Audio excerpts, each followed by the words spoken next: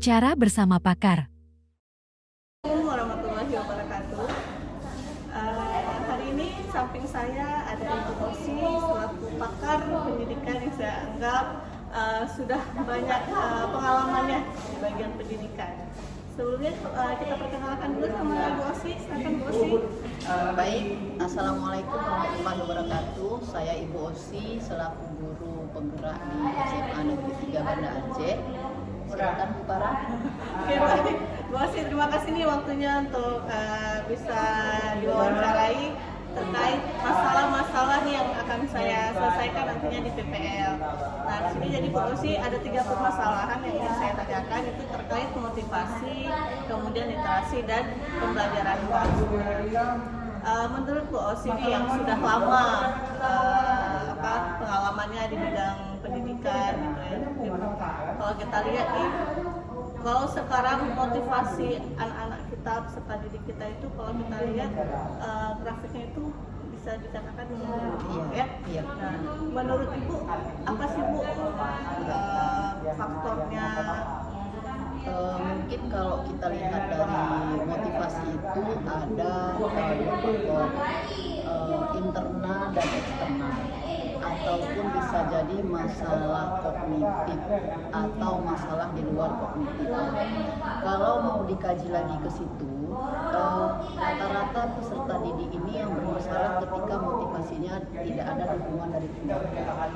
Salah satunya mungkin anak-anak yang broken, jadi motivasi dari keluarga tidak ada, sampai ke sekolah juga tidak ada motivasi sama sekali. Itu yang dominan. Nah, tetapi kalau dilihat motivasi ini sangat luas, sangat luas keterkaitannya. Kalau kita ambil dampak dari situ, ini cukup luas untuk dijabarkan. Jadi mungkin salah satu yang perlu kita ingat sebagai guru adalah kita hanya bisa memotivasi anak untuk arah ke yang kognitif dan afektif di sekolah saja. Di luar dari itu mungkin konselingnya lebih tepatnya ke BK. Ini salah satunya itu. Kemudian Ibu ada nggak upaya-upaya selama ini pernah lakukan untuk memberikan motivasi itu kepada anak-anak? Ada beberapa kasus, salah satunya yang kelas saya mengajar, ada satu anak selalu kalau dalam 1 minggu itu 6 hari sekolah, mungkin 4 hari tidak datang, 2 hari datang. Ternyata setelah dipanggil, diselidiki adalah masalahnya anak yang tidak punya orang tua, yang menumpang tinggal dengan seorang kakak, yang kakaknya pun tidak begitu peduli tentang pendidikan. Jadi si anak mencari uang jajan sendiri, uang sekolah sendiri. Jadi untuk totalitas pergi ke sekolah itu jauh berkurang, karena untuk hari ini bagaimana caranya mikir nanti makan bagaimana, kemudian nanti akan tidur di mana. Jadi untuk kita lihat kalau ditelusuri ke situ faktornya memang dan eksternal di sekolah semua, jadi di luar itu semua, dan itu harus ada kerjasama dalam menyelesaikannya. Itu harus ada pihak keluarga, BK, dan kita guru dan wali kelas. Ada kerjasama ya Bu Iya, ya? karena itu harus perlu bimbingan khusus. Jadi harus dibimbing, kalau menurut saya itu harus kita bimbing, panggil penyebabnya harus kerjasama. Karena kalau kita aja sebagai guru itu tidak akan bonding kalau hanya sebelah pihak. Menurut Ibu setelah Ibu terapi nih harus ada kerjasama nih antara BK, guru, gitu kan, sama orang tua juga ya. Kira-kira ada dampak positif nggak nih Bu dari si peserta didiknya? Ada, perubahannya ada. Jadi waktu 1 bulan pertama absen bisa kita hitung, ada alfa 6 kali. Untuk di bulan berikutnya setelah pemanggilan itu berubah, tetapi masih ada tidak hadir. Dari 6 kali turun ke 4, ada perubahan, tapi tidak bisa langsung signifikan karena masalahnya adalah finansial. Ya, jadi masalahnya finansial, bagaimana uang jajan, makan. Jadi kalau kita lihat dari segi itu tidak akan berubah langsung karena itu banyak sekali faktor yang mempengaruhi kenapa tidak sekolah. Tapi setidaknya nampak Bu ya, Ada perubahan. tidak terlalu signifikan Bu ya. Nah, menurut Ibu selain yang Ibu sebutkan tadi nih, kira-kira ada nggak Bu upaya yang lebih relevan untuk meningkatkan motivasi mungkin dari kita, dari guru dalam pembelajaran seperti penggunaan model yang sesuai Iya. gitu. Itu kan faktor yang sudah mengukur kognitif Iya, siswa. benar. Jadi sebelum proses pembelajaran di kelas harus ada motivasi. Tergantung kelas yang kita ngajar itu bagaimana. Misalnya saya ada ngajar 3 kelas, A31, 32, 33. Ketika di A31 motivasinya karena anaknya mayoritas bisa, rata-rata bisa. Jadi motivasinya itu hanya sekedar mungkin kata-kata. Tapi ketika di A32 agak sedikit rendah, ini harus banyak permainan, ice breakingnya. Jadi ketika di A33 ini lebih rendah lagi, jadi ini harus banyak permainan game. Jadi ketiga ini juga pendekatannya berbeda dengan metode berbeda. Ketika yang A31 karena anaknya pintar, itu materi yang akan diajarkan cepat selesai. Kalau di A33 itu akan lambat. Kenapa? Karena kan banyak intinya anak-anak itu harus bermula dari diri sendiri. Apapun yang kita katakan sebagai guru harus dimulai dari diri sendiri. Kalau diri sendirinya belum bisa memulai, ini nggak akan berjalan. Jadi diterima dulu bahwa ini mau belajar. Nanti intinya carilah metode atau model yang tepat sesuai dengan karakteristik anak, ya. Iya. Oke, baik. Ibu, terkait literasi ini motivasi insya Allah sudah seperti yang dikatakan. Oh, satu lagi Bu, barang kita buka karena sudah kemerdekaan itu kan terintegrasi. Iya, benar. Jadi kan kita bisa integrasikan semua metode model ataupun integrasi materi ataupun keadaan siswa. Salah satunya adalah keadaan siswa tadi. Jadi berbeda perlakuan dengan siswa yang berbeda. Ibu, kita pindah masalahnya ini ke literasi. Nah, kalau kita lihat nih, saya sendiri malah kalau dalam pembelajaran, kalau kita nyuruh anak-anak untuk membaca, karena kan literasi ini bukan hanya membaca ya, tapi memaknai terhadap bacaan itu sendiri. Nilai esensi dari sebuah bacaan. Tapi rata-rata kurang gitu kalau untuk literasinya. Mereka malah karena udah zaman sekarang yang teknologi ini, mereka tinggal copy paste aja gitu, tanpa memakai apa sih yang mereka dapatkan gitu kan Bu. Nah, menurut Ibu gimana tuh literasi peserta didik kita minatnya? Jauh di bawah rata-rata bisa saya sampaikan. Minat baca peserta didik khususnya lingkungan SMA Negeri 3 itu jauh di bawah rata-rata karena mereka bisa membaca tapi tidak bacaan yang berfaedah. Contohnya medsos mungkin sering buka, tapi tidak literasi yang betul-betul dari buku. Jadi karena itu juga sebabnya motivasi dari buku itu sangat kurang. Kadang-kadang kita dengan membaca kita bisa tahu, oh dengan adanya membaca kita tahu bahwa oh inilah sebagai motivasi kita belajar. Tetapi ketika itu tidak ada, maka motivasinya untuk membaca jauh menurun. Karena yang dilihat itu adalah medsos dan itu dampaknya sangat-sangat memberikan. Gara-gara itu konsentrasi dalam belajarnya sangat kurang. Jadi bisa kita lihat bagaimana minat baca di SMA 3 kurang dari pengunjung pustaka. Sangat sedikit, per hari itu sangat sedikit yang berkunjung dan sangat sedikit yang meminjam buku tentang novel, tentang di situ saya lihat ada buku tentang kemarin COVID, tentang bagaimana pemasaran, penjualan segala macam, dan itu tidak pernah dipinjam. Ya, saya yang ada minjem gitu. Jadi sangat kurang dan itu sangat kurang. Kira-kira faktornya apa Bu yang bisa ditangkap nih gara-gara ini minat literasi anak kita? Dampak negatif dari gadget. Jadi karena ke sekolah itu boleh bawa gadget, sangat banyak dampak negatifnya.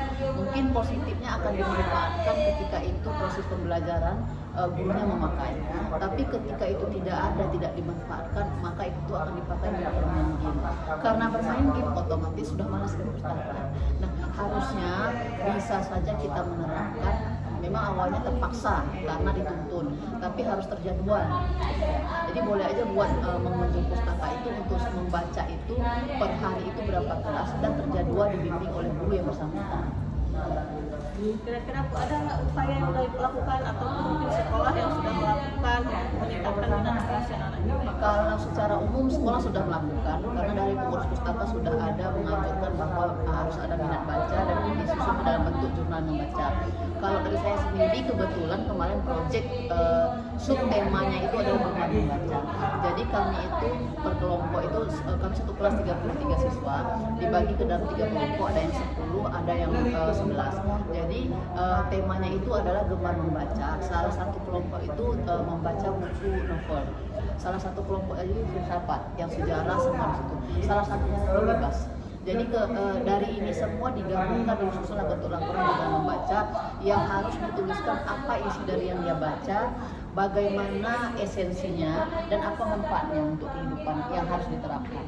Jadi kalau di kelas saya mengajar kelas 11 A1 2 itu sudah diterapkan. Nah, tapi itu harus dipaksa. Jadi kalau ketika tidak dipaksa itu tidak jalan. Caranya apa? Storytelling ke depan. Apa yang kamu baca hari ini silakan maju ke depan, ceritakan apa manfaatnya. Jadi sudah dibuat, sudah dilakukan. Kira-kira Bu, ada nggak solusi yang lebih relevan lagi mungkin menurut literatur atau menurut yang pernah Ibu terapkan, yang tadi ini udah diterapkan nih, kira-kira ada nggak lebih yang relevan lagi nih untuk meningkatkan literasi pada kita Bu?